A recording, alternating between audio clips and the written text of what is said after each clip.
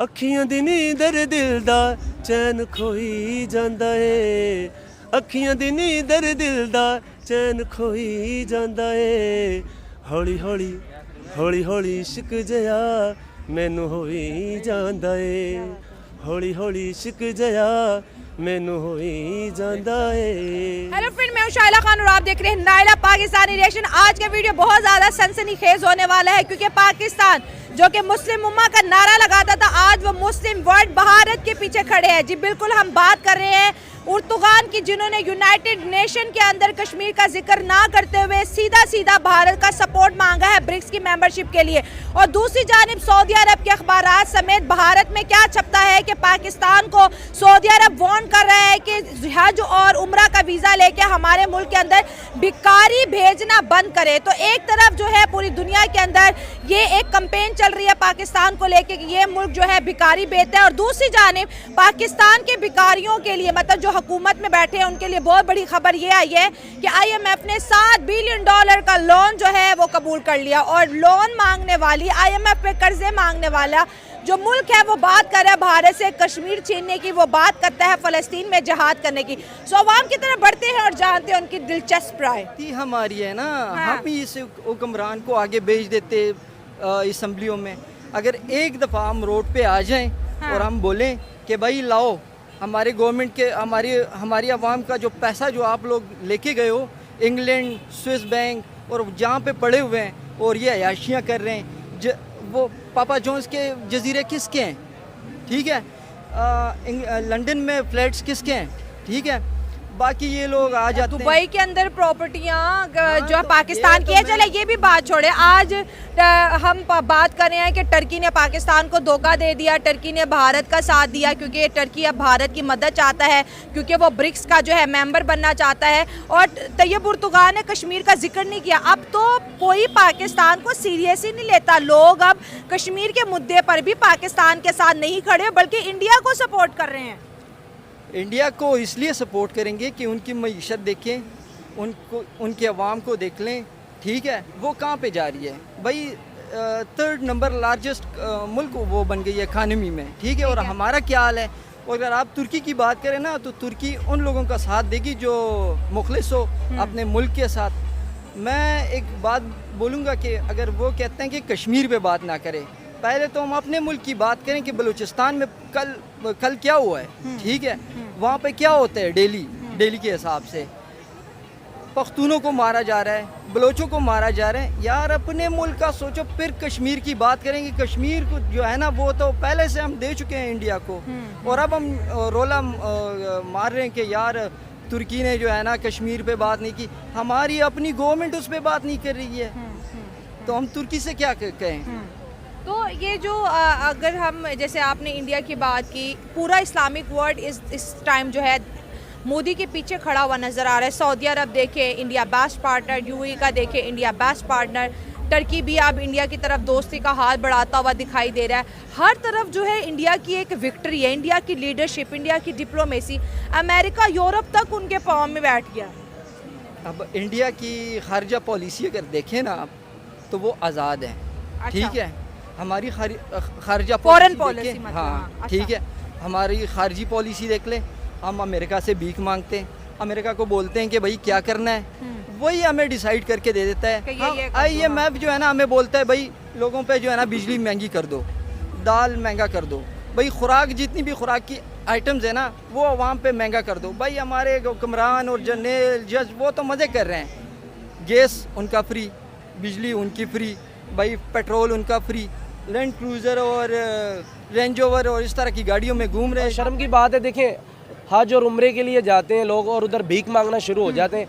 ये देखें उन भीख मांगने वालों का भी कसूर है, और भीख क्यों मांग रहे हैं ये हमारे सियासतदानों को, हमारे हुक्मरानों को शर्म करनी चाहिए कि इतनी पाक जगह पर जाके हमने किस कदर आवाम को तंग कर दिया है कि वो उम्रा और हज करने के लिए जाते हैं। देखें भीख मांगने भी वो कैसे जा रहे हैं, हमारी गुर्बत का तमाशा देखें।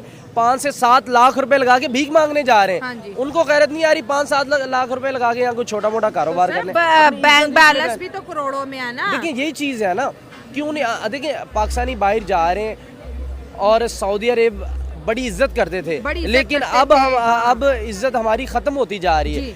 क्योंकि हमारा प्राइम मिनिस्टर भी जब जाता है वो यही कहता है कि मैं मांगने नहीं आया, पर फिर भी मुझे कोई $2 दे दें आप, मतलब इस तरह की मजबूरी, मांगने नहीं आया लेकिन मांग लेता है। जब वजीर आजम भिखारी है तो जाहिर बात है कौम ने तो भिखारी बनना ही बनना। आज हमें IMF से जो है 25वीं दफ़ा भीख मिल गई है, $7 बिलियन का लोन मिल गया, उसमें से कुछ हम चाइना को दे देंगे। और शहबाज शरीफ ने कहा था कि भाई ये हम आखिरी दफ़ा जो है कर्ज ले रहे हैं, सारी कौम मिल के कसम खाए नेक्स्ट कर्ज हम नहीं लेंगे। अब ये 5वीं दफ़ा फिर उसने 25वीं दफ़ा कर्जा ले लिया। और कर्जा मिलता किन मुल्कों को है IMF से? वो मुल्क जो कि दिवालिया हो चुके होते हैं। देखिए सबसे पहले ये बात सुने मेरी, आज कल जब ये खबर चल रही थी ना तो हमारे माशाल्लाह हमारे जो पाकिस्तान के जितने भी न्यूज़ चैनल है ना, सब ने कहा बहुत बड़ी खुशखबरी आ गई।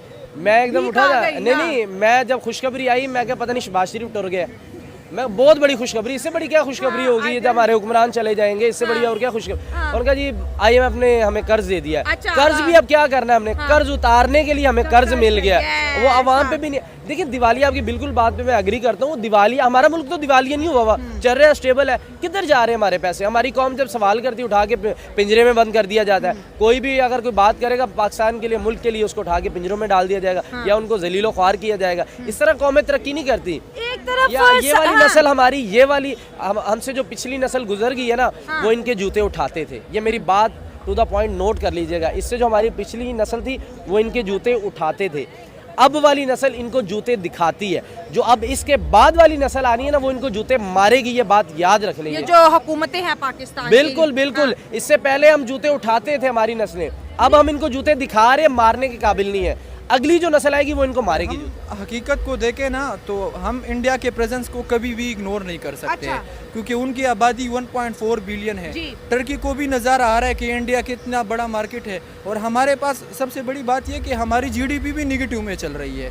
तो दुनिया हमें क्यों साथ दे? मैं ये बात हमेशा करता हूँ कि ये जो वर्ल्ड अफेयर्स है ना, ये इमोशंस पे नहीं चलते, ये इंटरेस्ट पे चलते हैं। तो सिंपल बात यही है कि दुनिया का हमसे इंटरेस्ट ख़त्म हो गया, क्योंकि हम लिटरली बार बार IMF के पास जाते रहते कहते हैं अगर इस दफ़ा नहीं गए तो हम डिफ़ॉल्ट कर जाएंगे, अगर इस दफ़ा नहीं गए तो हम डिफ़ॉल्ट कर जाएंगे। तो दुनिया को इंडिया की प्रेजेंस का अंदाज़ा हो रहा है, और अब उर्दगान को भी अंदाज़ा हो रहा है अगर मैं पाकिस्तान का साथ दूंगा मुझे इतना फ़ायदा नहीं हो रहा। हाँ, ठीक हो गया।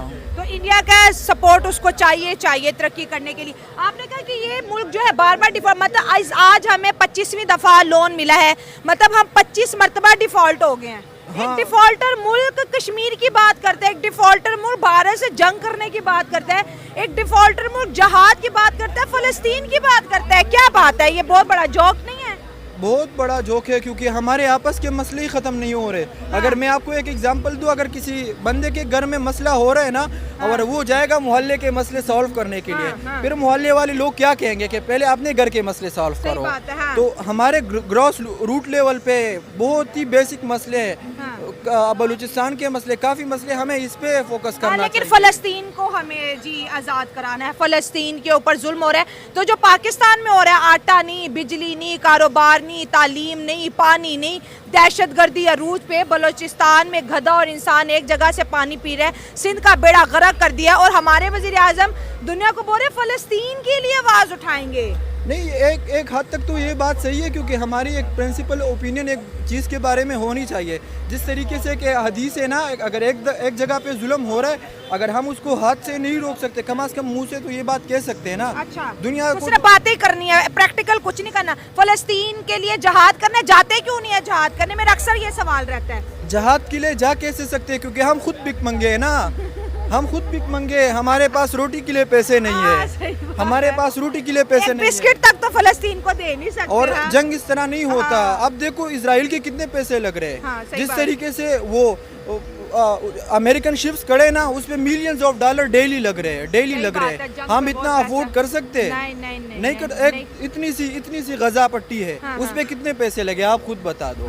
तो हम अपनी फौज को 50-60 हज़ार फौज को उधर भेजेंगे, उनको लॉजिस्टिक भी पहुंचाने होते हैं, तो हम किस तरह करेंगे? सिर्फ ये बातें ही रह गई हैं। हाँ, हकीकत की दुनिया से ये बात बहुत ज्यादा दूर है। अगर हम बात करें मोदी और शहबाज शरीफ की, मोदी साहब अमेरिका 3 दिन के दौरे के लिए गए, और आपने कहा कि वो 5th लार्जेस्ट इकोनॉमी है, तीसरी बनने वाली है, ख़जानों उसके भरे पड़े हैं, कम से कम $690 बिलियन के करीब उनके पास रिजर्व पड़ा हुआ है। 3 दिन के लिए जाते हैं और काम निपटा के बड़े बड़े प्रोजेक्ट लेके अपने मुल्क वापस आ जाते हैं। शहबाज शरीफ एक भिखमंगे मुल्क के वजीर आजम है, अमेरिका 7 दिनों के लिए गए हुए हैं। करने क्या गए हैं? क्या ये भारत से ज़्यादा अमीर हैं?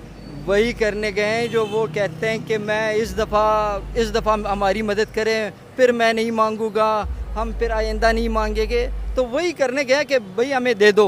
हाँ। हम हर रोज़ जो है ना आप लोगों के पास आते रहेंगे, कटोरे लेके आएंगे, कचकोल हमारे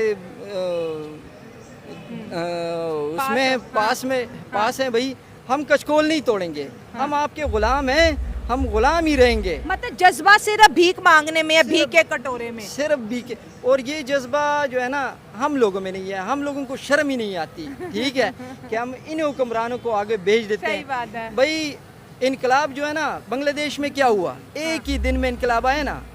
तुर्की देख ले, एक ही दिन में, ठीक है, श्रीलंका देख ले, साउथ अफ्रीका देख ले। यार ये जो है ना, हम जब इन गुलामों से आज़ाद नहीं होंगे ना, हमारे हुक्मरान जाएंगे वहाँ पे भीख मांगेंगे। तो फिर और हम 1947 में मुल्क बना था, बड़े बड़े ख्वाब देखे थे। ओ मैडम, मुल्क कब बना था? मुल्क रिपब्लिक है, ये बना नहीं है, आज़ाद नहीं हुआ है। मैं कहता हूँ कि ये जो इंडिया और पाकिस्तान में जो ये बॉर्डर है ना, ये क्यों बनाया गया है? मुझे तो ये पहले बताएं। भाई हम ठीक थे उधर, इंडिया में ही ठीक थे यार। कम से कम एक आज़ाद रियासत वो हमें दे देते कि आपका इस्लामी रियासत है, आप वहाँ पे करें जो भी करना चाहते हैं, लेकिन इज्जत होती ना। हाँ इज्जत होती।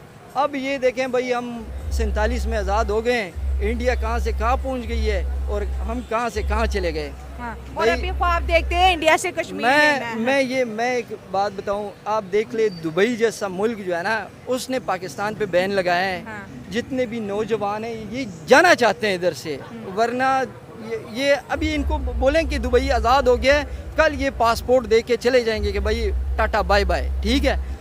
दुबई बंद, कतर बंद, इटली उन्होंने बैन लगाया है, यूरोप तो वैसे भी पाकिस्तानियों को छोड़ते नहीं है, क्योंकि वो कहते हैं कि बेकारी है।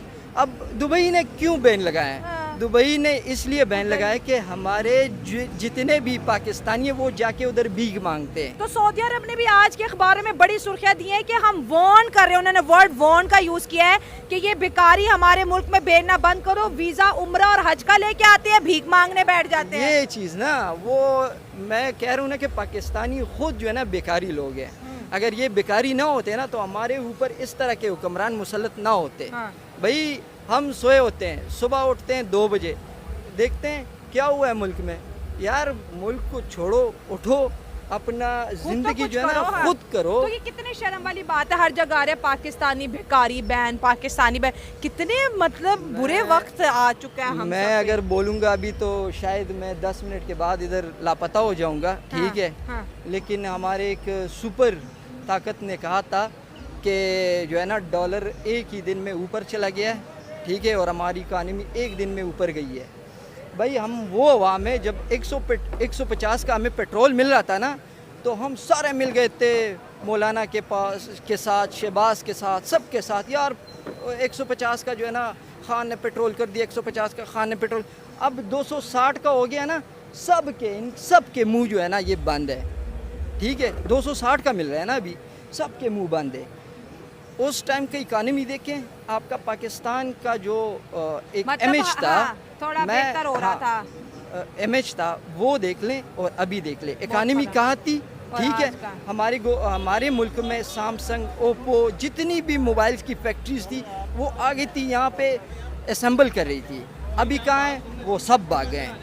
भाई अवाम भी भाग रही है, कंपनियां भी भाग रही हैं, वजीर आजम लोन के लिए भाग रहे हैं। वो तो उनका तो ना बोले ना, वो तो आया हुआ है किसी के कहने पे, वो उधर वो किसी और के कहने पे उधर बैठ के जो है ना वो कर रहा है। अगर शहबाज शरीफ की बात करें, 7 दिन के दौरे पे अमेरिका पहुंचे हैं, बंदा इनसे पूछे मुल्क आपका लोन पे चल रहा है, आप 7 दिन के लिए अमेरिका क्यों गए हैं करोड़ों रुपए खर्च करके, और हमारे लिए लेके क्या आएंगे? ये वहाँ से मोदी साहब गए, कॉन्ट्रैक्ट किए, वो तो वापस भी आ गए। इतने अमीर मुल्क के वजीर आजम काम निपटा के वापस आ जाते हैं और इतना उनका वेलकम हुआ।